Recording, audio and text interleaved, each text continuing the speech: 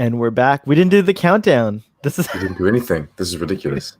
This is so ridiculous. We're back on another exciting episode of Starfleet Boy. It wasn't ready. He's muted. Casual and informal conversation about Star Trek. Today we're focused on Star Trek, the original series, iconic episode, Mud's Women. But first we want to know, what is the energy drink in Star Trek? And we all think it's a Ractigino. What do you think, audience? Is it a Ractigino? What do you think, Sean? I don't know. They could always ask for Red Bull, I guess. Like if you're in space, you can ask for these kind of drinks that exist. Would you like to see like Red Bull, the name, the brand, pop up in Star Trek Picard in a future episode? I don't think it's necessary to see brands pop up. We don't need like Coca-Cola everywhere, you know. I mean, I drink a lot of it, but I don't going to survive. Should I do the make it past World War III? You really don't think so? Oh, that's interesting.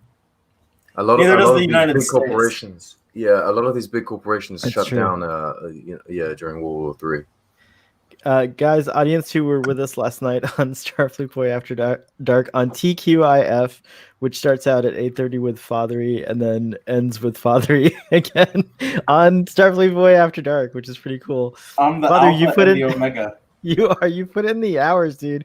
We're like pansies. We should. I don't know. That's even not a correct thing to say these days. We're like, compared to you, Father, I have no stamina. That's the correct thing to say. Did you see my comments last time live, Fathery? No, maybe, perhaps. Father's still getting ready. Leave Father alone. No. I dropped by his live stream just like for a minute last night, and I left a few comments, and I was like, I'm off to bed now. I have to sleep. I was so disappointed. I came late because it was my mother's 72nd birthday celebration. And how dare she have her birthday during how dare she? Straight conversation. What is this?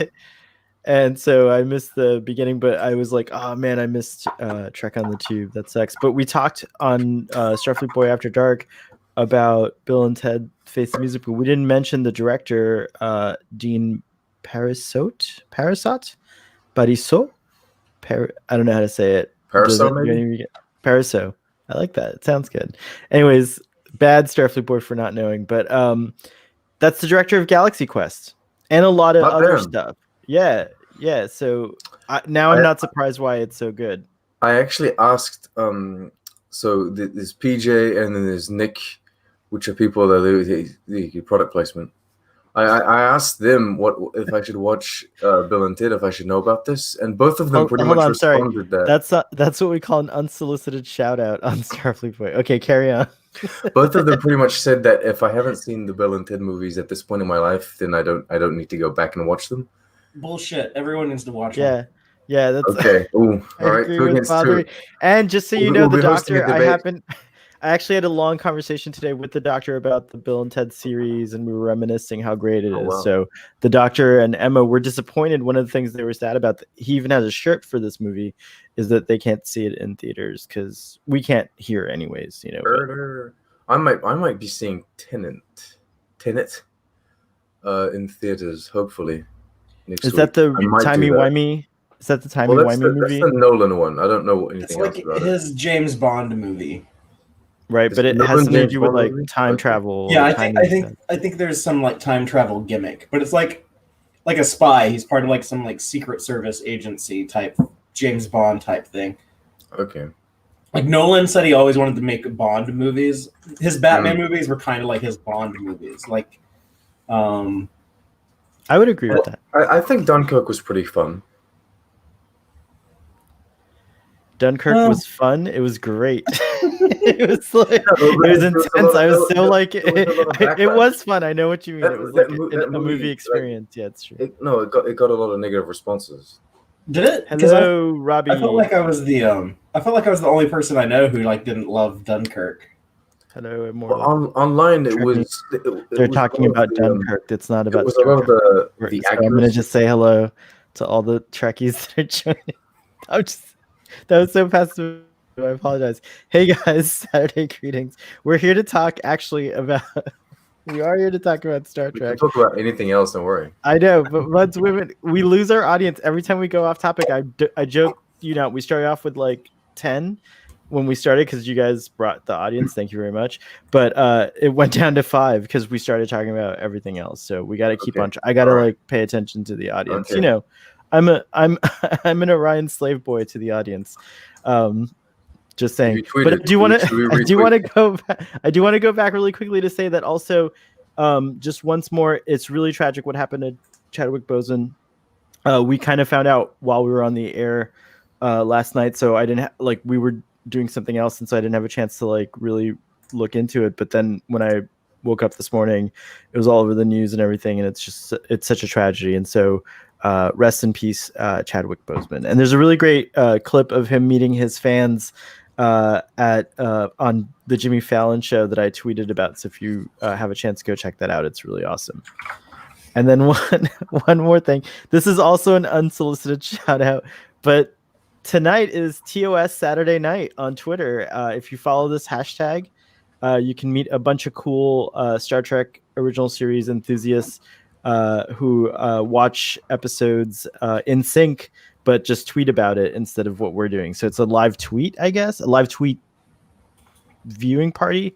But it's fun. I participated in the Star Trek Wrath of Khan and Space Seed one last weekend, and I was smiling and laughing, and it was a really good source of feely good vibes and insight into the original series as well as you rewatch them. So that's that. And now we can go back to Christopher Nolan. Christopher Nolan I think he's kind of a jerk. I think he's kind of an a-hole. Why is that? He was like really pushing to get, and this has nothing to do with like the quality of his movies. I think he's a brilliant filmmaker. I love almost everything he's done. The only movies of his that I don't love are Interstellar and Dunkirk, but everything else I think is great. And is he awful to his performers and team and staff? Is it yeah, that kind of he doesn't want chairs on set. He doesn't want the cast and crew to sit down. He sounds like he's kind of like a hard ass on them. But also, in addition to that, he was really pushing to get Tenet in theaters back in July. He was pushing the theaters to open up and Warner Brothers to go ahead and force the movie out regardless of the pandemic. Oh, wow. He wanted to take credit. It sounded like he wanted to be the guy who saved Hollywood with a movie so great and so bold that people would risk their lives and risk other people's lives to go see it. Well, Sean's gonna do it, so we'll find out. Hey, look, it works for me. I didn't go back to the movie theaters to see bloody Unhinged with Russell Crowe getting mad in a car. I don't need to go to the movies to see that. But I see what you mean. He also fights. He's actively against Netflix and that kind of stuff. He hates the fact that this kind of new media thing is taken over. And I mean him, and I think it was Tarantino. There's a couple of other people that mentioned that it's an aberration to watch movies on phones and that kind of stuff. And I can see where they're coming from. These guys are old school filmmakers, and the way they make films are to be appreciated in theaters, I suppose. So if you're oh, I'm gonna watch myself some Once Upon a Time in Hollywood, but on my phone, I can kind of understand where they're coming from. He doesn't even digital projectors. He wants everything to be he shoots all his movies on film, and they do look good. They look fantastic. They're great looking movies, but he doesn't like anything being digital, and he also he brags about he's never owned a cell phone. He never has used email. I think he's kind of in America, we kind of have this idea of snobby, British type people. I feel I think he's kind of that old school, you hear that? Aristocratic. You hear that, British people? You haven't heard of the original vinyl, sir. There is kind of a class disparity in British culture that has, dates back hundreds of years. I feel he's kind of more that aristocratic type, and he's kind of a little elitist and if I may use that as a jumping springboard to come back to Mud's Women, I noticed that there was also a hierarchy or to begin on it, I noticed that there was a classist type of thing going on with the miners, and then also on the planet where the salt vampire was. Like, I feel like all the scientists or like people that work on these planets are kind of like are treated as a different kind of class. They're rich too. They're like wealthy as all heck. So it's a really weird dynamic that's being shown, and it doesn't fit with the later idea of like. So I don't know, is this in the Federation or whatever? But like, anyways, I guess we should. Rigel system. It is Rigel. So.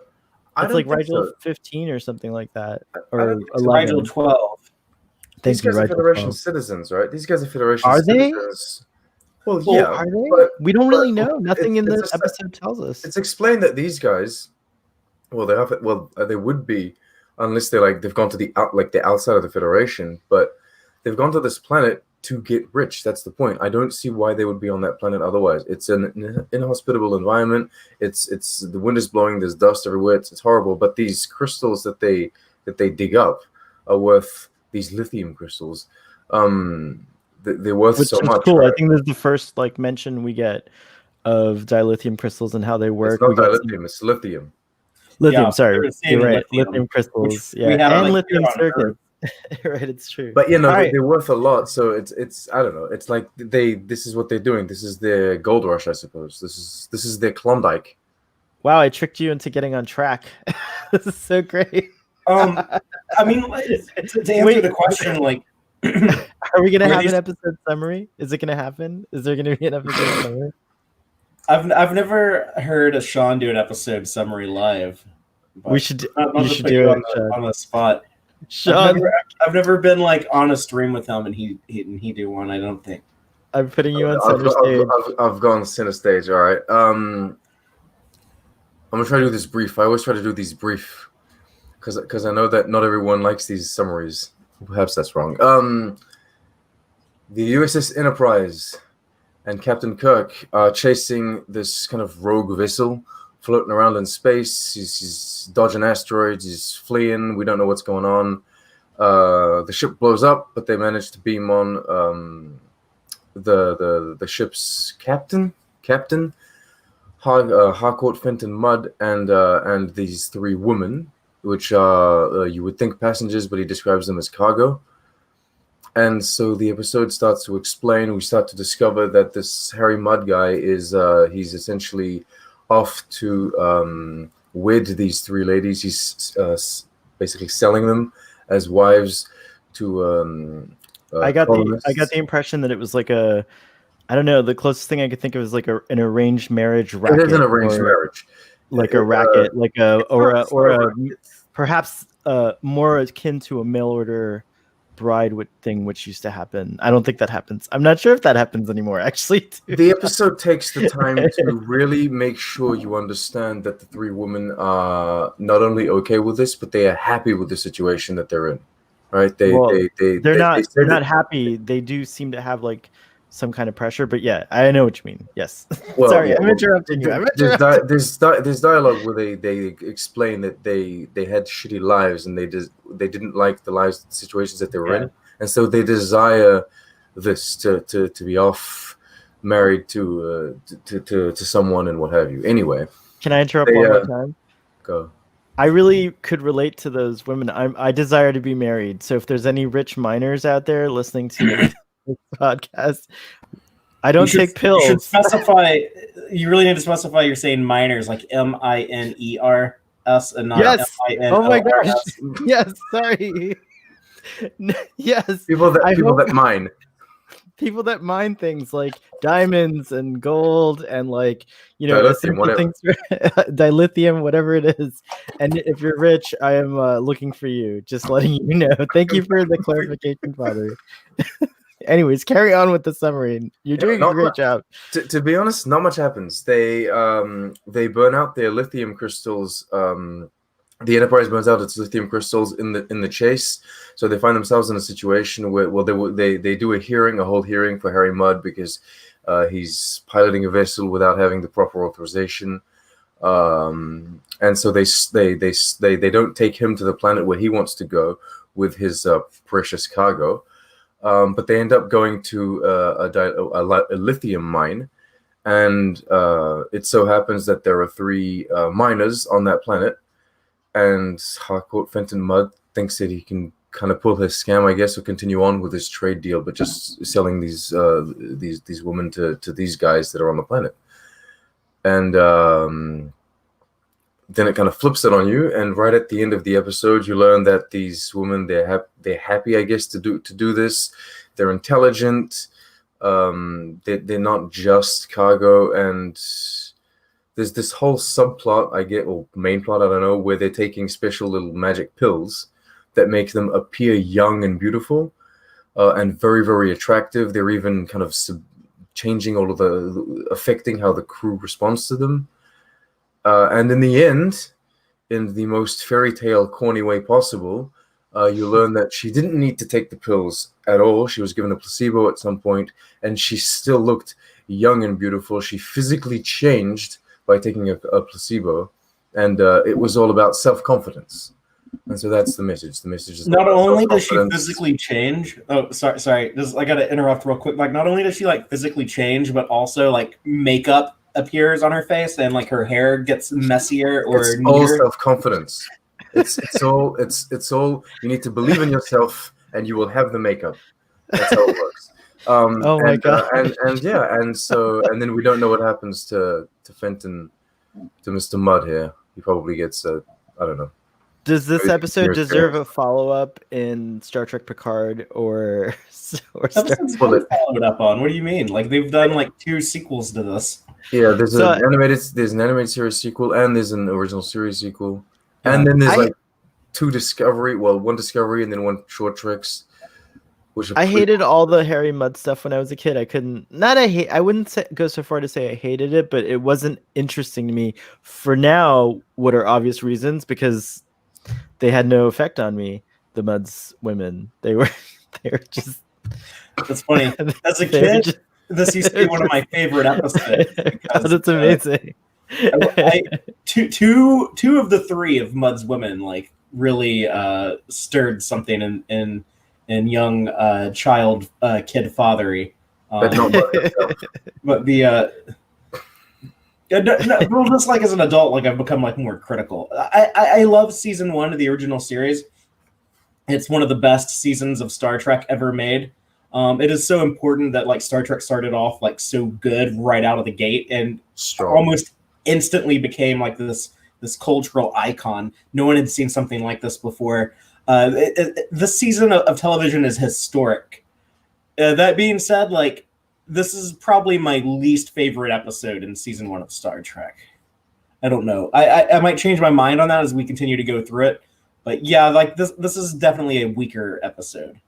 Now, there's some things about what was tough about watching. I agree with you. What was tough about watching it with like intention and with like a critical eye is that I have to say that I was impressed with a lot of individual components of the episode, like super impressed. So to kind of riff off that, you know, like, is it worth saving, right? Like, it's like it is an extremely cringy episode, and like kind of the ideas being presented, but at the same time, like it does have a heart, if you will. And I think the heart, again, as always, it seems that I keep going back to, is the performances. So I want to give a shout out to Karen Steele, who I have no idea of any of your work, Karen.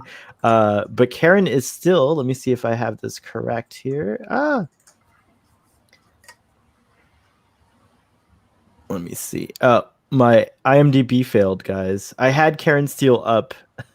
So bad, so hell. I only have the names in my notes. So anyways, so pro. Audience, help me out here. Karen Steele, but we also had Maggie Trett and Susan Denberg, all actors who were amazing as the 3 seductive, beautiful sirens. I think they're referred to as the 3 Venuses on the soundtrack, and they certainly are 3 Venuses in their performance. So I wanted to give a shout out to that. What'd you guys think watching it as adults? If we like, okay, we could address the elephant in the room, which is kind of like the sexism of the episode and all that. But before we, I suppose, jump into all of that, it's not an elephant. It's more like a space whale. It's a space world. The Gormagander in the room. The Gormagander in the room. Just even putting all of that aside, having rewatched these now, this is in the release order. This is the 6th episode of the original series. I find just the plot so like weak to be like. I feel like they have a lot less to say in this episode than they've had to say in previous episodes. I feel like it doesn't deserve a 50-minute treatment.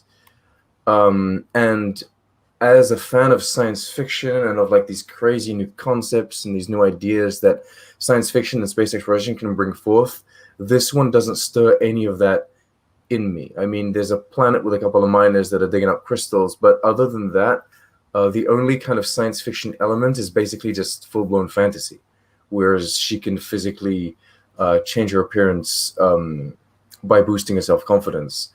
And so I didn't like the story-wise, it didn't really work for me in that respect.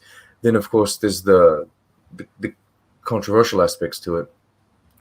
But as you said, there were like individual elements that I find. There's like dialogue with Kirk and Bones on the bridge that I absolutely love. I do think all of the sets are great, and I think that the planet surface is fun. I didn't think the yurt. Yeah. What are those things on the planet? That the miners live. Now I'm self-conscious about how I say what is another word for a miner? A digger. What? A digger. Mine workers. A mine worker. Thank you. The mine worker. The lithium men. They were all hot, by the way. Their little trailer house that have like the radar dishes on top of it. It reminded me of what Raffi lives in. I think I used like I've just written my review for this and I couldn't figure out how to call it. So I think I've used like every word, like the hut, I've used every single word to describe the shack, everything. But yeah, I can't figure out what it is. Is it stone? Whatever it's made of, on the outside it's like super smooth, but on the inside it's like barely. It's like just like thick it's weird rock. It was weird that it was the like exterior shot looks like metal, but right? Like rock. You think it would be the opposite of that? But I like the production design. I love. They put a lot of like thought and effort and honestly money into the production design of the original series, and at the time, it was one of the most elaborate looking shows, and no one else had like created these types of like visuals, these types of like locations, strange new worlds.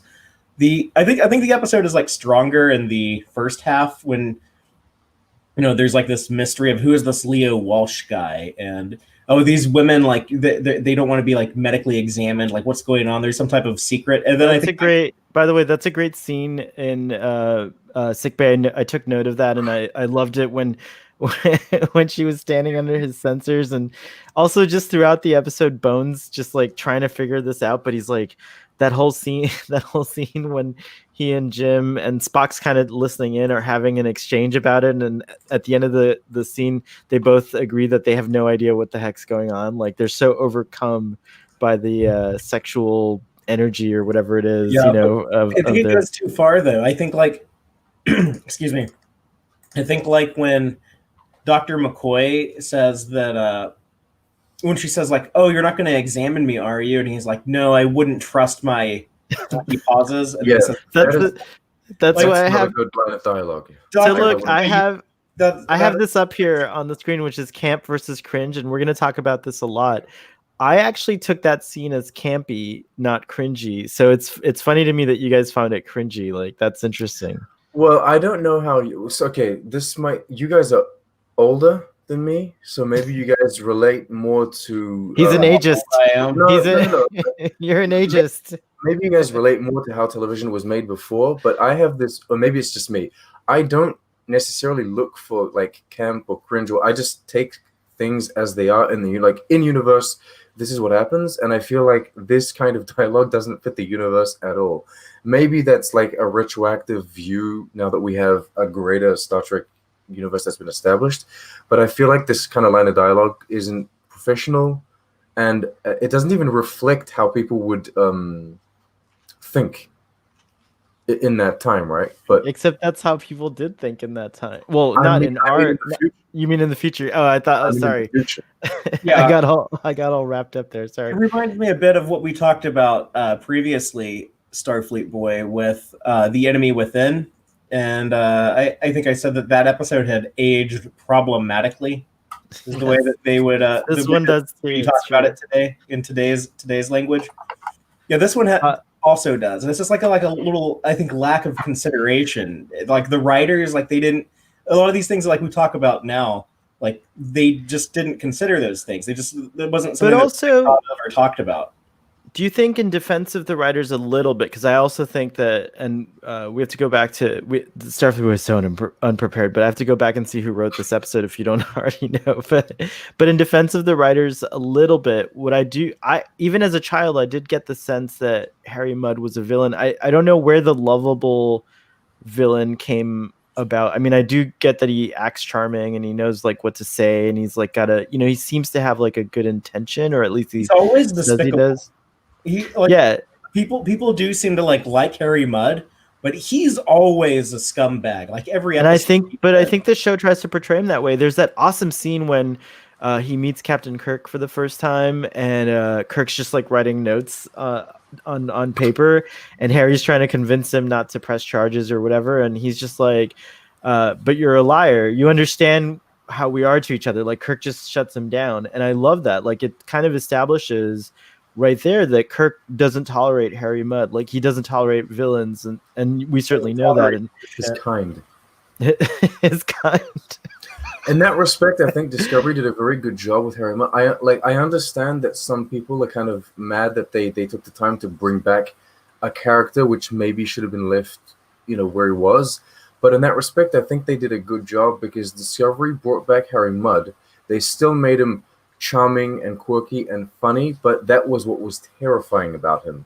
And I think it was better done in Discovery in the sense that I've never liked Harry Mudd in the original series, never. And when I saw Discovery, I was like, this is actually good, because now he's got that funny kind of, I don't know, he's kind of like that charming guy, but you can sense that he's doing this to kind of get on your good side, and he's using that to his advantage. But he's terrifying. Like kudos to Rainn Wilson. Kudos to Rainn Wilson for pulling that off. By the way, I found out recently that Star Trek, but not as Harry Mudd. Just bring it back something else. This may not be 100% accurate, and I apologize to Rainn Wilson and Gates McFadden, but Rainn Wilson may have taken acting classes with Gates McFadden, and so he studied under her for a bit. So that's pretty cool to find out. Yeah, that's cool that they have like that Star Trek connection. Leonard Nimoy used to give acting lessons in Hollywood. Could you imagine being an actor and being trained by Leonard Nimoy, or he did Star Trek, or Gates McFadden for that matter? It must be amazing. It took Nimoy like a long time to find like a full-time gig in Hollywood. So he was like, between like the little one-off little acting roles he would get, he was he had a job like cleaning aquariums. I think he was like driving taxis for a little bit, and was getting acting lessons. And then like finally, Star Trek, he like struck gold. I think that happens with a lot of people. Well, Sean's a pastry chef, and one day he's gonna run Star Trek. It's true. It's true. If I learn to become a pastry chef, can I move to Canada also? Yes. We need to be Harvard. Really quickly, going to the comments, Robbie asked, I don't know if Canada's accepting U.S. citizens right now. What is your favorite episode of TOS? And we're getting some cool answers in the chat. But do you guys have one? Because I'm gonna say that I'm gonna decide again after this. But I think for now, it's Balance of Terror is my favorite one. I don't have a favorite. I love too many of them. And I love a lot of them for different reasons. Like Balance of Terror, I love because it's like this cool Wrath of Khan type submarine movie. Yeah. But it doesn't have like as much or like The Hunt for Red October, which comes later. There's other things I love about Star Trek that are not present in Balance of Terror that I might see more of in like The Trouble with Tribbles, or I don't know, City on the Edge of Forever. So like it's hard for me to pick a favorite because I think Star Trek is a series of different stories, and part of the fun of that is that like you get to enjoy like a different thing each week. And so why limit yourself to like, well, this one is the best of all of them? It's like, no, I like having like the whole collection, the whole set. Yeah, that's what's interesting with Star Trek is like it's difficult to say, oh, this is my favorite original series episode, but you can go and say, oh, what's your favorite survival story of all of the Star Treks, right? Because like every series has done like their own survival story, or like what is your favorite Strange New World kind of story. And I like that. I like that you can do that. There's so much diversity in all of the different stories that you can tell within the universe of Star Trek. One might even say infinite diversity and infinite combinations. That's it. I don't know who would say that. Nicely done. Chris says that Shore Leave, my favorite episode of the original series is Shore Leave. I can't wait till we get to that so we can see about it, because I don't remember it too well. It's the one where the plants spit the pollen. No, which one? You're thinking of This Side of Paradise. Alice in Wonderland. It's Alice in Wonderland. Okay, I remember now. Planet, That's right. What's O'Reilly? What's his name? No, what's the name of the Finnegan. We have to talk about some stereotypes again in this episode as well. Actually, I don't know. We haven't talked about Mudd's women all that much. No, we will though. Mirror, Mirror, Balance of Terror are also high-ranked episodes for me. And those are two great ones. Nice question, Robbie. Thanks for asking. And then back to the subject of Harry Mudd. I never saw Harry Mudd as a villain. He was more like a Loki as a pirate. He's not like he does like some really despicable stuff. Like he is in the animated series. He's like peddling a pretty much a full-on date rape drug. Like here, like he clearly doesn't have like any regard for anyone but himself. This is one of the least terrible things, though. Like if you were to take into consideration that he's doing it for personal gain, I suppose, but it's the least terrible thing that he's done on the show. I would think in this episode, because even in Discovery he's much worse than this. Like he's straight up blowing people up and he's doing it multiple times. So Star Trek was like, let's introduce this like terrible person as a character, as a to go into conflict with the Federation ideals and stuff like that. That's interesting. Yeah, I don't know. That's really interesting. That's my big problem, actually. Hey, this is my thing. I don't know if you guys think the same, but this episode has this way of like, you think that he's going against the Federation ideals, but the only bloody thing that Captain Kirk is putting him on trial for, or like annoying him about, is about the fact that he doesn't have like the proper permit to pilot the ship. It's like you guys are essentially it's as if this guy is selling people, right? And you don't have like, the problem is that you want to give him like a parking ticket.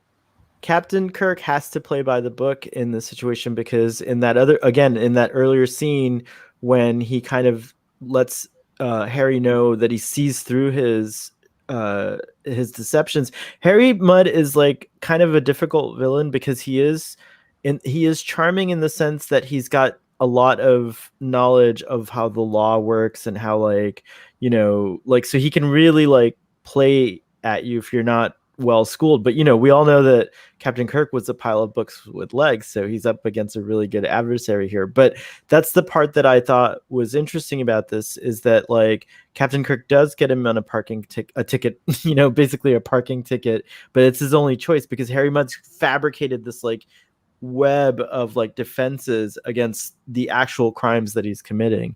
But I do like that the episode goes out of its way to make you know that Kirk is aware of those awful things, and he even he takes a hard stand against Harry Mudd. And even at the end, even though it's done jokingly, he's like, "Oh, you could just leave me here. That'll be punishment enough." And Captain Kirk's like, "No effing way! I'm taking you to the Federation. You're gonna get your day in court. And if you like, I can appear as a character witness at your trial." And he's,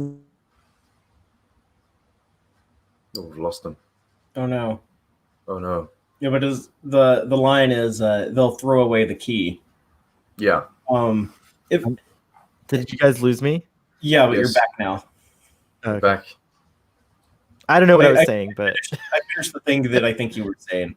So it's safe to move on. I want to bring up the computer in the episode when they first bring them on board. It's just, I do love like how kind of like old school pulpish sci-fi it is. It's like, oh, the ship is getting hit by asteroids because that's like a thing that happens in outer space, right? And we got the people off the ship, and so we're going to question them with our computer, this high-tech piece of technology that our audience is not familiar with because it's like a new thing in 1966. And like they talk about the computer, like the one girl is like, "Oh, can it read our minds?" And he's like, "No, darling, it just knows what's on the record." In like his like stupid weird accent that he tries to do. I don't know. It's like, is he a pirate? He's definitely. It's space pirate, right? That's what he is. It is. Oh, he's doing like a pirate voice. Okay. It's like a pirate. I think he's a pirate. Captain. But anyways, like the way that like they show the computer, like they take the time to like show the computer, like this is going to be a big deal in the future. It is kind of neat how they would tell stories about technology that I think we would consider pretty quaint today, just a few decades. Today, yeah, I agree with you. The men in the episode had Tom and Jerry. Oh, sorry, Sean, go ahead. Every Star Trek is very representative of the time in which it's made, and it's like even if it's a vision of the future, every series is like a time capsule for the era. And this is what I love about it. I love the kind of retro, futuristic vibes that some of these episodes have. It's not as retro futuristic as like some kind of almost steampunky things look now. I think they did a good job with the screens and everything, but yeah, just the way it's more the perception of how technology is going to be that is that way. Yeah, the concept of the concept of a computer, it was kind of a new thing back then, and the way that they show it is neat, I think. I agree with that 100%. Put people into context. Everyone should go and watch this E.C. Henry video about the what do they call the little sprayers that they use? They used to. Oh yeah, the spray bottles. There's an episode about that. There's an E.C. Henry video that explains that these spray bottles, though they are like common use for us nowadays, when they made the original series, no one had these in their houses. That like the little plastic ones. We pointed that out too. Yeah. This wasn't a widespread thing. So like just to put it into context, this is a time where these spray bottles didn't exist for people. So computers were like completely far-fetched. You had a really cool thing though. I had one in Seattle where it's like a little metal pump thingy action that predated those as a spray bottle for your plants and things like that. But I love that. And I've never seen spray bottles with the upward angle since Star Trek. Have you guys ever seen those, like specifically like those spray bottles? I don't know. Apparently E.C. Henry says that they special ordered those bottles. They special ordered quite a lot of them in bulk for the show. That's amazing. It was like something that like only existed in Japan or something at the time, and it was a thing that we wouldn't be familiar with. Daniel says the tribute to free love in the 60s and the 2260s. Interesting. It really isn't free love though. It's not like these. It's true. It's all very like transactional. And it is very transactional. That's where it would be what kids today call problematic. And the role that they put these women in, it kind of devalues them as people. It's kind of like this. The story has kind of made the assumption that like, well, the most fulfilling things for women is to go be like a wife somewhere and give like a hardworking man a family, and you can like clean and cook for them, and it's weird to do that in a show where you also have like, but like look at Uhura is like this person who's like working on a starship on the Enterprise, just like Sulu and Spock and Scotty, and like she has just as much value and agency and fulfillment in doing something in life as any of these other individuals. So it's if you notice, like she's barely in this episode, and Yeoman Rand is not in this episode, and they kind of had to like make the women crew members take like a back seat so they can depict this very objectified type of view of just women in general, which is a little weird. And I know that it would have been a more common thing in storytelling in the past, and it also has kind of a foot in like old frontier stories of like there's like this American tradition of we're moving out west. We're going into the west to this new frontier land. Good call out on that. That's cool. Like these miners, these whatever that are like out, these frontiersmen. We need like wives for the frontiersmen. That was like a thing in like American history.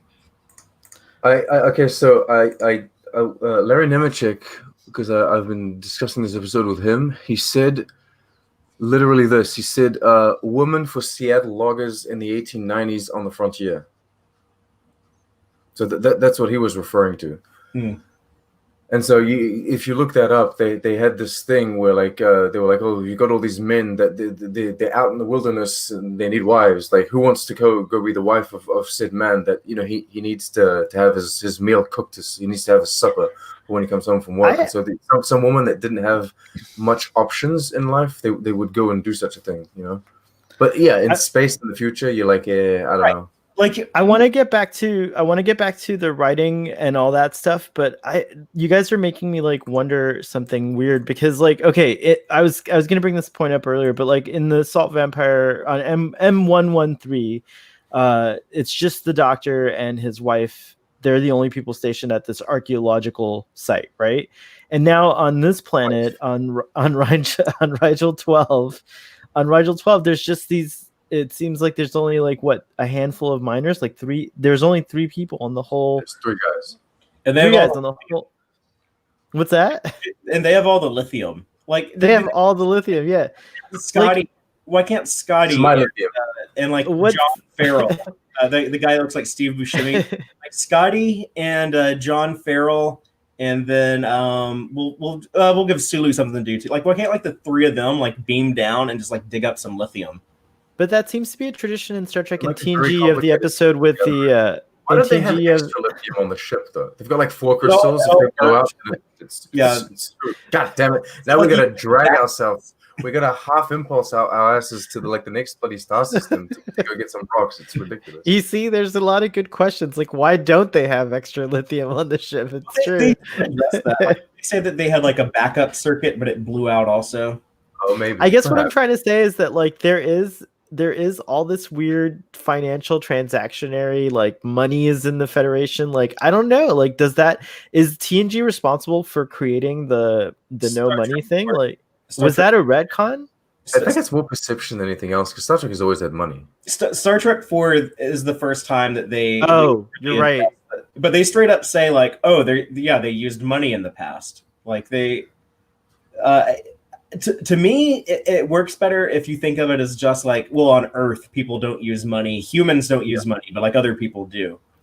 I think you can choose to live without the acquisition of wealth within the Federation, but if you so desire, like if you want to go out there and try and make money and get really rich and have your own ship, buy your own planet or whatever, by doing something like having a bar or digging up lithium, then you can do that.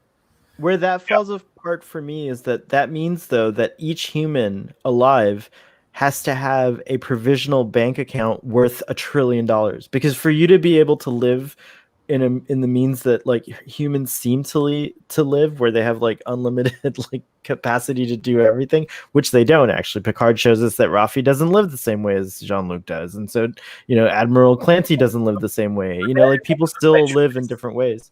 What's that? Didn't Shaban say that was by choice? Raffi wanted to be out alone. Right. I mean, she has a replicator like everyone else. So if she wants to replicate some old school French furniture, she can just do that. Yeah. Well, her little replicator can't do that. You need an industrial size replicator to. Well, she can still go to wherever the next industrial. She can stop living. Can you imagine? She replicates it. She replicates it in small squares and puts it together, and it's like, has to glue all this. Like But you could technically, if you had a big enough replicator, you could replicate a ship. Like I think everyone is like given like a certain amount of replicator energy, and like because like Sisko talks about when he was a kid on Earth, how he would like beam home from the academy in San Francisco to back home to New Orleans every night so he could still eat dinner with his dad, and he ran out of all of his like transporter rations in like a month or something. So I think like everyone is just, how like Picard is beaming all around Earth in those early episodes of Picard, when he's going like from France to San Francisco, and he goes Japan to visit Alison Pill's character, Agnes.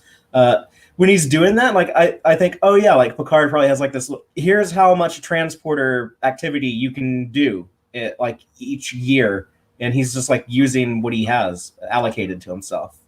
Which actually justifies a lot of the decisions made in Picard. I find it interesting to think that, like, even if it's not like unlimited resources to power all of these things that they have, the replicators, the transport, all of this, they need resources. And so it's interesting to think that, like, within the Federation, there are some planets that aren't yet paradises the same way Earth is paradise, because they don't have the resources to physically go out there and adjust to improve said planet, right? I want to raise my hand on this point. Also, in this episode, we find out that Ruthie was from a family of sea ranchers on a planet where they ranched like an ocean of some kind. And I wonder if they're the only family on the whole planet. Magda was from the Helium settlement, whatever that happens there. And then Evie, who we know her last name was McCuron, was from a farm planet. And I didn't realize this, but that's an idea that I always associate with Star Wars, like Star Wars, and really actually it comes from and it actually comes from Harry Seldon. What's the great science fiction Foundation? And that concept actually comes from Foundation. In Foundation, they have a whole, to be able to feed this galactic civilization, you need a whole planet sometimes that just grows corn or whatever, like that kind of idea. So that was a cool thing to hear in Star Trek that we don't really get much of, as far as I can remember, in TNG. But I like that it was like that there are whole planets where they just do fish farming to provide fish for the whole Federation, or for the group, or for the, that block or that region. It's planets that are resource planets instead of just like parts of it. It's interesting. Yeah. Father's like, that's... I don't care about fish planets. I don't care about resource planets. The replicator. What's that? Generation thing. We had never seen a replica. I know, like, Discovery has synthesizers, which are basically a replicator, but they call it a synthesizer. But yeah, there is like the original series though. They synthesize replimats.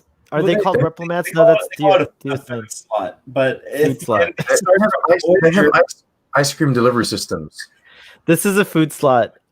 Also, by the way, just so you know, Voyager episode flashback with Sulu and Rand. They kind of established there that food slots and replicators were different things, but they're still like having to move like food to people, like the grain that had to go to Sherman's planet in the Trouble with Tribbles, or the Genesis device in Star Trek II, The Wrath of Khan, where they're like terraforming planets. Like that's kind of like a pre-replicator thing. If you want to like terraform an entire planet, you would do that to create a more livable environment.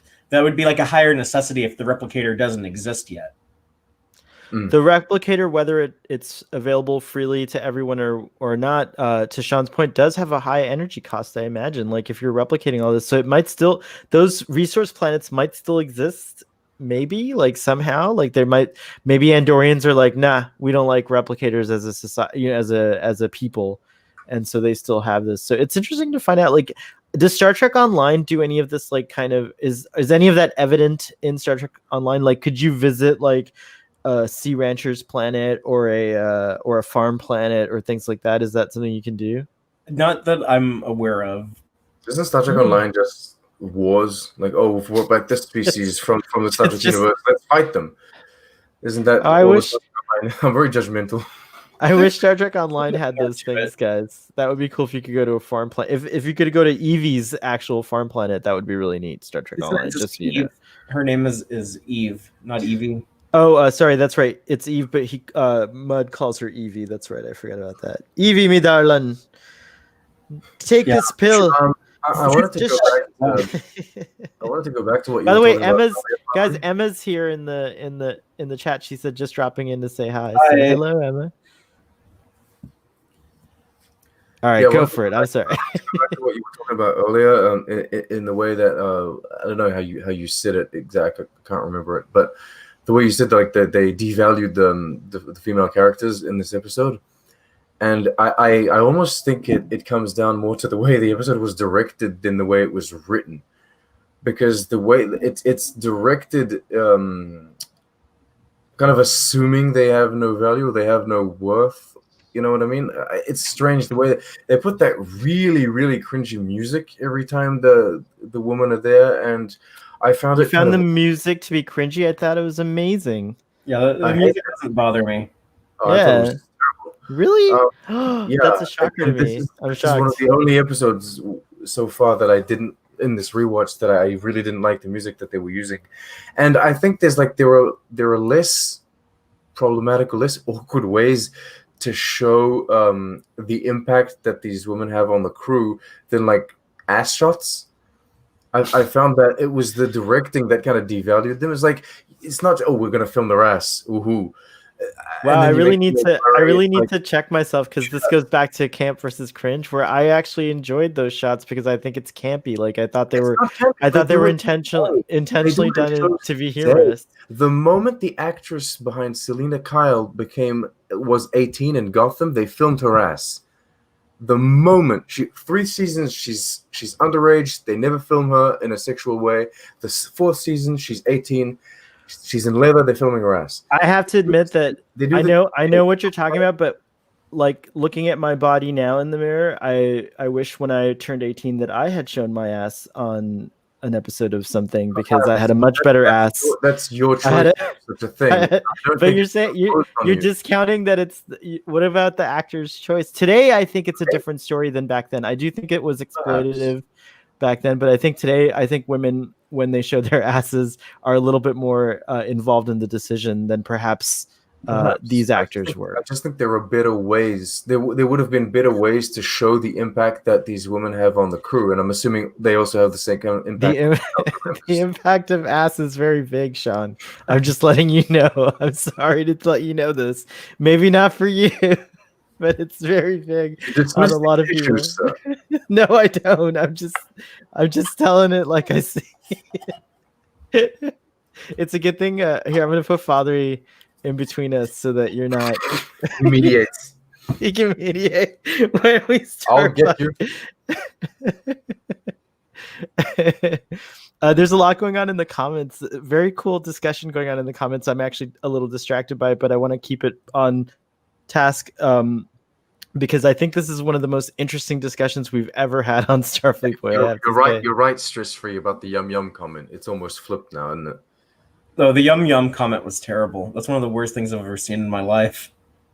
Yeah, I still can't get over that. Oh my god! There's like a meme. There's if I find it, I'll send it to y'all. But there's like a meme of that moment where like that happens, and then like it has like Michelle Yeoh's face, but it's all like memeified, where like the eyes are big, and it's like, did you just effing say yum yum?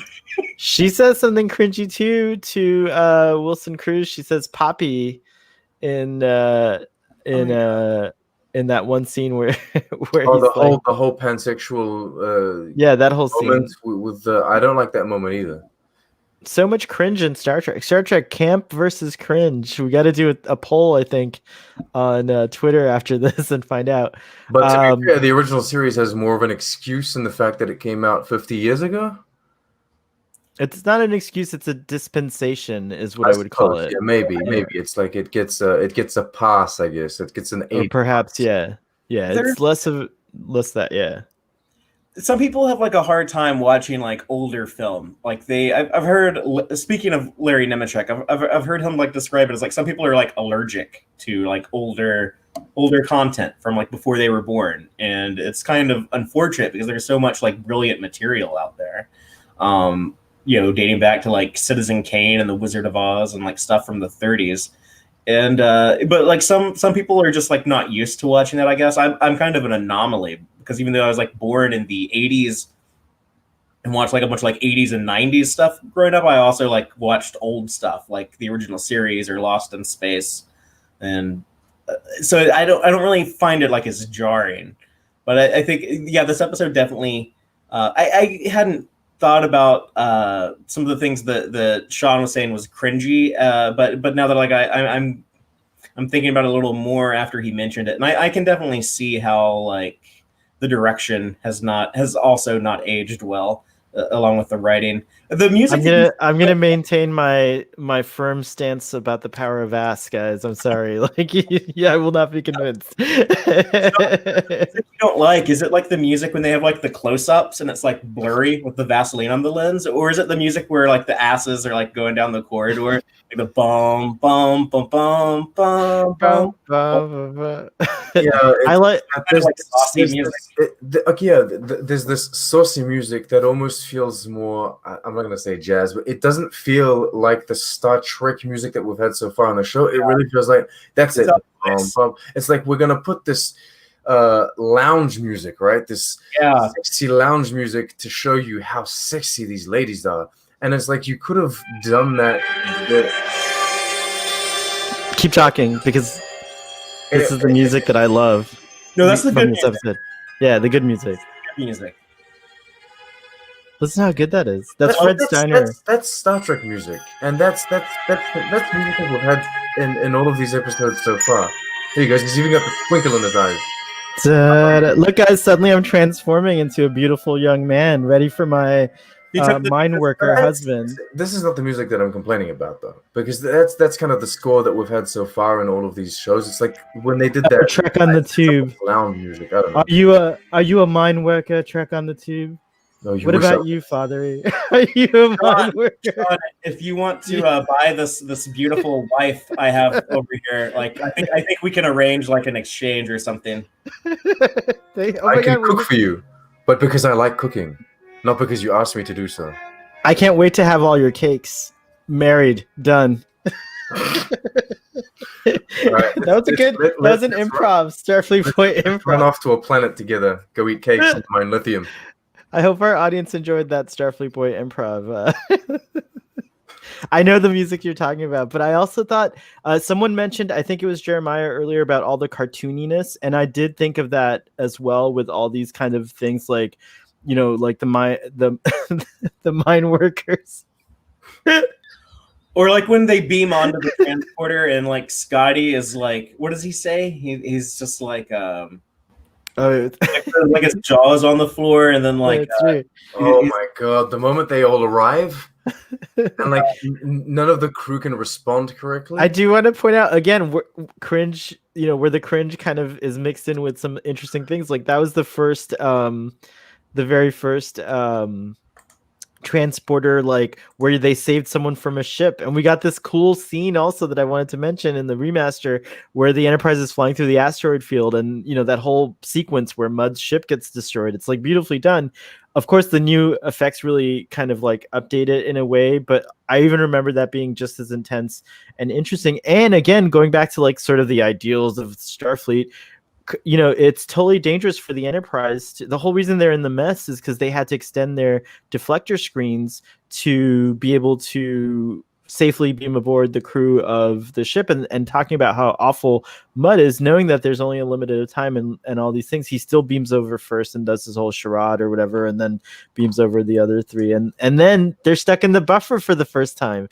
The ship is destroyed, but Scotty's still doing stuff. That means he got their signal and he put them in the buffer, and we saw our first buffer action. Anyways, I just wanted to point out those are the kinds of things that I love about this episode, but unfortunately it is set against a sea of cringe cake. In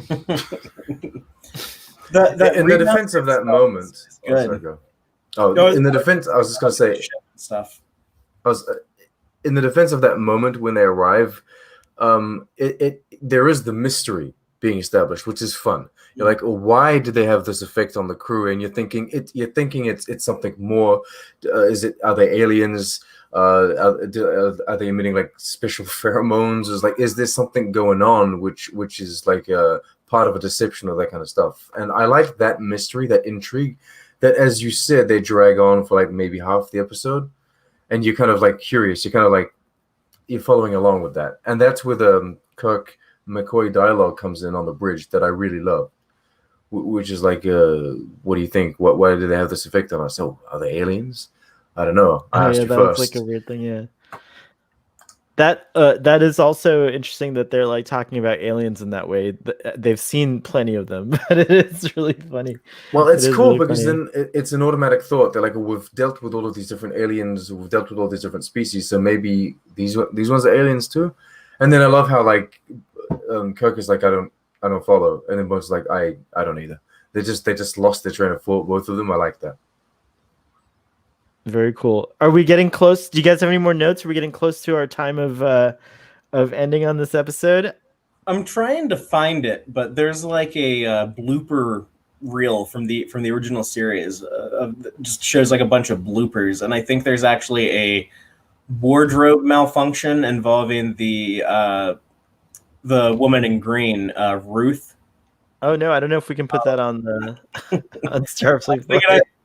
I might be able to share a link to it or something, but I'm like right now on another monitor. I'm like looking at all these Star Trek bloopers, trying to find it. I don't know if I'm gonna find it in time. You're the reason why the stream is going. No, I'm just kidding. Spock is part Vulcanian in this episode. Oh yeah, I noticed that as well. I wrote that down as well. You know what's crazy about that? When Mudd says that, it made me think like, Spock, this guy met your sister like a decade earlier than this. Oh, that is crazy. But he didn't know at all that they were in any way kind of related or connected. Yeah. That's insane. If only. Oh, that's cool. I didn't even think about that. That's a good point out. There also like Leonard Nimoy is still like not 100% on playing Spock. He's still he's still smiling. In the production order, I think this was the second one after the Carbonite maneuver when they. So. This was the fourth episode they did in the production. Yeah, yeah, but this is the 7th episode to air. They did the 2 pilots, the Cage and Where No Man Has Gone Before, and then when they officially ordered season 1 of the show, they started production on the Carbonite maneuver, and then right after that was Mudd's Women, and then right after that was The Enemy Within. I don't think it's until The Man Trap, the 5th episode produced. I think it took Nimoy like 5 episodes to really figure out how to play Spock. But then when you watch The Man Trap, when it opens with like him and Uhura talking on the bridge about how Vulcan has no moon, like from right there, like he's Spock. He's got it figured out. It just took him a few episodes to get it's funny because like all of the I want to say human males, that's what's implied in this episode. They're all affected by the ladies, and he says like he's not and what have you, but you can see that he's affected by the fact that all of the other guys are affected. He's amused. He's smiling at them, and he's kind of like. In fact, when in the scene where he's bringing them to Kirk's quarters in that first scene, he's kind of smiling and leaning back against the wall, like, I can't wait to see what the infallible Jim T. Kirk. The other highlight, the other like kind of valuable thing that I got out of this episode was once again the reiteration, this kind of message they're kind of giving us of Kirk being married to his ship at the end when he kind of looks over at Eve to make sure she's okay with this whole weird scenario and arrangement, because he is weirded out by it, which I also liked. He's kind of just like, I don't he's open-minded, but he's also just like, oh god, this is like, how am I going to do this report? In fact, he strikes things from the record, like how they're affecting his crew and things like that. But anyways, in that moment when she says it to him out loud, that's like another time that we hear this. We heard Kirk say it in his own, in the Naked Time. And now we're hearing it. We've heard it, I think, from Rand, and now we're hearing it from Eve. So women see him as this, like, I don't know, like, not just women, men would see him this way as well, I imagine, and others, but as this like devoted kind of, stoic hero that everyone loves to see. And I love that that's what we're being shown about James T. Kirk so far. Yeah, and it kind of adds that to the ethos of like this guy. He's like so heroic, but it's kind of tragic because he's committed. He's committed to his ship. He's committed to his crew. That he can never be dedicated to a true love. And it is kind of like old school way of thinking about it, but yeah, like it adds to that It's ethos. inspiring, I find, though. Yeah, because you can get behind this guy, right? You're like, oh my god, he's so engaged in his career, in the betterment of the society, of this space exploration duty that he has. Until he's not, which we may find out. I don't think I've ever put these things together, but there's also kind of like a romantic side to portraying like a character like that, there's something that's kind of like inherently romantic when like you have a character who'd be like off limits, like no lady, you can't get him. You that's never like Starfleet Boy. That's how I feel about Pike. That's how Spock works too. Like a lot of the the women who would write like Spock fan fiction in the 60s and 70s, and kind of Jesse Gender just did like a cool video. Shout out to Jesse Gender. But documentary, basically. Yeah. Just speaking of the power of ass, Jesse Gender pulled an answer out of her ass on the quiz show, a question of Trek, and won and beat Starfleet Boy. So Starfleet Boy is still at 0 wins. And congratulations again to Jesse Gender, who whooped Starfleet Boy's ass in the last A Question of Trek. Tonight, let's find out what happens tonight at 6 p.m. Eastern Standard Time. I need my crew. I need you guys. All right, carry on. Sorry. No, I was just gonna say like that kind of like translated into Spock because him, being like the Vulcan who could never like embrace his emotions. That kind of idea of like the romantic figure that you can't have. That kind of like the challenge of like no, like I still want to like seduce this person, make them fall in love with me. I think that kind of translated over to Spock more than Kirk, but I think it was originally kind of intended to be like a Kirk thing. Very interesting. I'm looking forward to seeing how he evolves, because I really feel like the Kirk that I am grounded in is the movie Kirk. Like, so I haven't seen this Kirk in a long time. I just have like, to be honest, Chris Pine is more fresh in my mind of how he portrays Captain Kirk than William Shatner does at this point in Kirk's life. So it's really fun trying to find all these answers and getting to see all these revelations, I guess. I came into the original series pretty late because I grew up watching Voyager and The Next Generation, and then it was really later on, it was like really when I was 12, 13 that my mother decided to start buying all of the Star Trek box sets, and she said, I'm going to start at the beginning, so she started buying the original series. And when I was very young, I loved the TNG movies, all four. I was like, they're all great, and then I had trouble when she got to those original series movies. At first I was like, I don't know, I have trouble watching these. But the original series, I loved immediately. I was like, okay, this is more Star Trek. Even if it's old, it's more Star Trek that I can watch it in a series, like in a series format, a TV show format. So the Kirk that I have ingrained in my mind is young Shatner. It's Captain Kirk from the original series, not the Kirk from the movies era. And then it's Generations, because that was the TNG movie that I watched a lot. So. That's like my least favorite depiction of Kirk is in Generations, but that's a discussion for another. It's a tough one as a fan of the Kirk character. I live for it, but there are problems. It's true. There's problems with that whole thing. But anyways, that's all good. Like, I think I'm done with my notes. I'm just looking real quickly. You've got someone up there called Enterprise. That's what she says. I wrote it down. Rigel 12 reminded me of City Alpha 5. Kind of had that vibe to it, and just like. And going back to the sets for a second again, I didn't notice the transparent aluminum on the windows. It seemed like they were open to the elements. I don't know, but maybe I could be wrong. I think I have two things that I want to add. One, the ship at the beginning with it. Michael Okuda, when they were doing the remasters, he named that ship Stella after seen in both the original series and in Discovery now. She looked a lot hotter in Discovery, but whatever happened there. I guess she was on the Venus drug. Actually, that kind of like you could retcon that, but the Venus drug was fake, so it doesn't make sense. The other thing is on Rigel 12.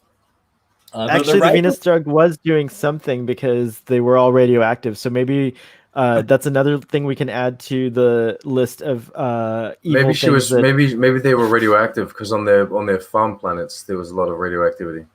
No, So yeah, could be that. Good point. All right, well, either way, whatever that pill was doing, it was no good because it glowed. Remember in the one scene, it was like shimmering and glowing, and then she takes it, and that was a good scene too, by the way, which we didn't talk about. But go on. And the Rigel system, they're at Rigel 12 here. That is the same star system that was established in the Cage, where when they do like the recreation of him getting attacked by that Genghis Khan looking guy.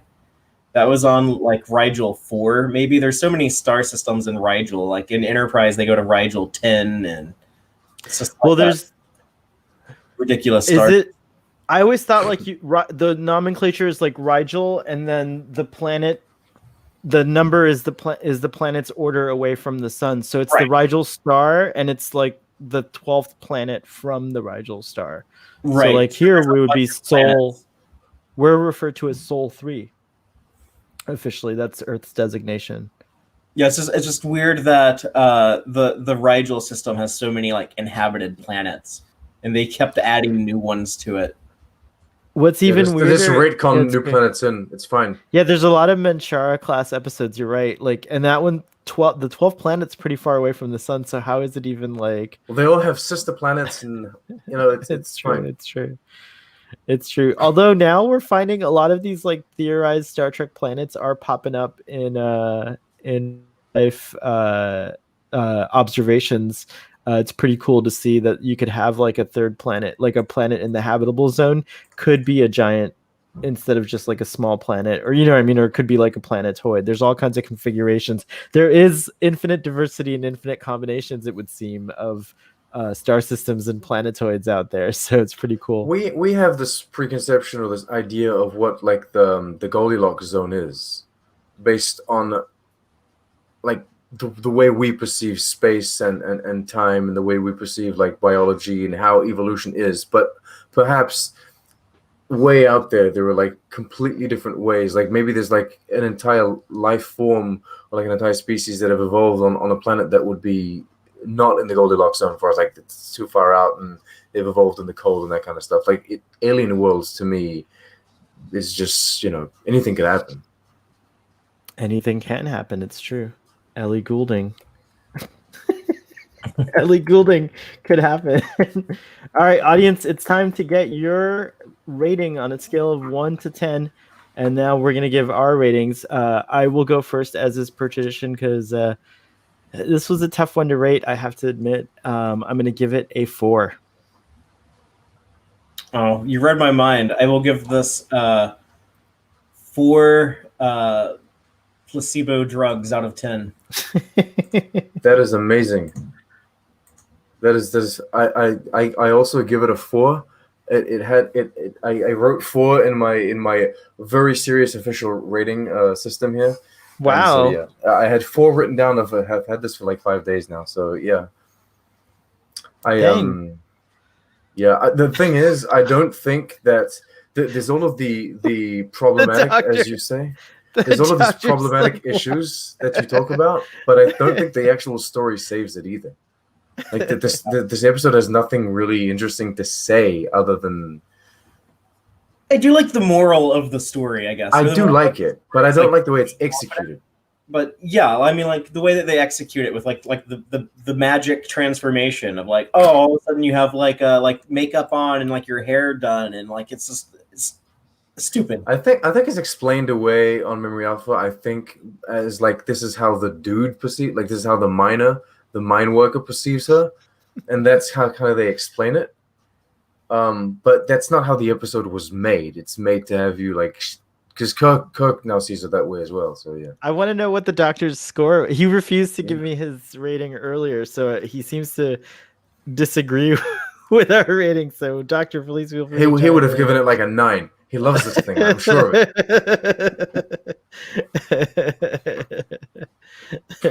Well, the math would be easy to figure out the average rating. Once again, there's like a great. Well, I agree with. Boy. Anything can happen. You don't know. It's true. There's been a great conversation actually spawned from this. A lot of Star Trek Discovery, Captain Giorgio, Captain Kirk's, all the acting stuff. So I really enjoy it. Stress Free K also says too much for me. So we'd love to know the ratings. Humbert refuses to give his rating. No, he gives it a 1. Maybe our rating was too high. We'll never know. Anyways, before we go, I just want to say thank you, gentlemen and audience, for tuning in once again. I'm so happy to see that most of the audience thought just like us. I'm really curious now to have a conversation with my friend Humbert and see if I could squeeze that rating out of him, so I could see where he stands with us. I did have a delightful conversation with him, and there's some things that we talked about that we didn't go over, but I might be starting a new debate series. We practiced it last night on Starfleet Boy After Dark, and it was kind of fun. Was that before or after we got drunk and agreed to like dress up in drag at some point? That also did happen. It's true. Sean also. Are you going to use in your debate show the fact that I think Mariner is Burnham but well done?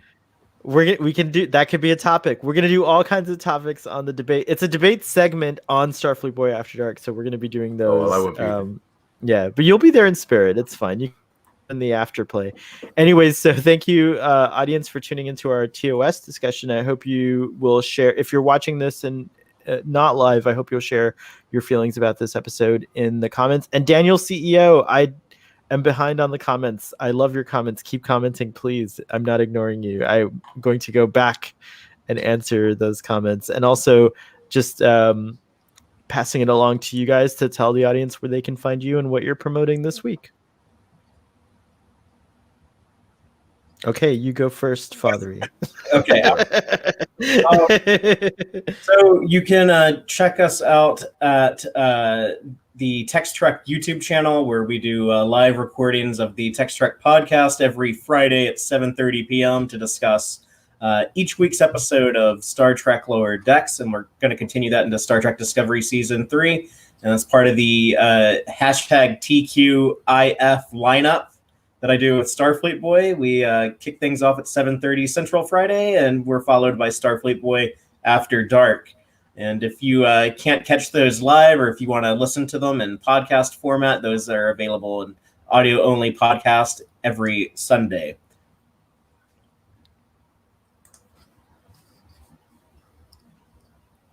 You can find me on Trick on the Tube. It's as simple as that. I have my Lower Decks review coming hopefully Tuesday.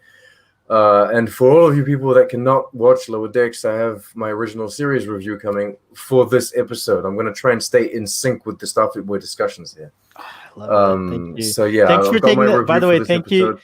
Thank you to both of you for like collaborating with Starfleet Boy. Thank you so much. It's all a shared universe now. It is now. It's really cool. There's so many crossover events. People need to we're watch like, everything. This represents like a little mini fleet right here. Ruben is our Thanos. Yes. Ruben is Thanos. He was so terrible in the comments last night. Just want to say like that I adore him, but he really triggered some really interesting things out of me, and I didn't want to get triggered. He just knows he knows what buttons to push and where to push them. He does. The self-destruct button. He knows exactly where it is. But anyways, carry on. I also have an episode of Trek Chat coming on the 1st with Kowalski and Kurtratz. Oh my gosh, 2 channels that we always like to stand for on this channel as well. Excellent. And Jesse Gender and Lore Reloaded, Lore Runner also, and who else? Continuum Track, who I'll be on in just 2 hours, so come check that out. Oh, and last but not least, smash the like button. Smash it with a double fist. It will help us out. I'm totally I told it Elvis's house. Guys, this was among my favorite discussions of Star Trek, the original series, especially this episode. I'm glad I did it with you. So live long and prosper, and we'll see you.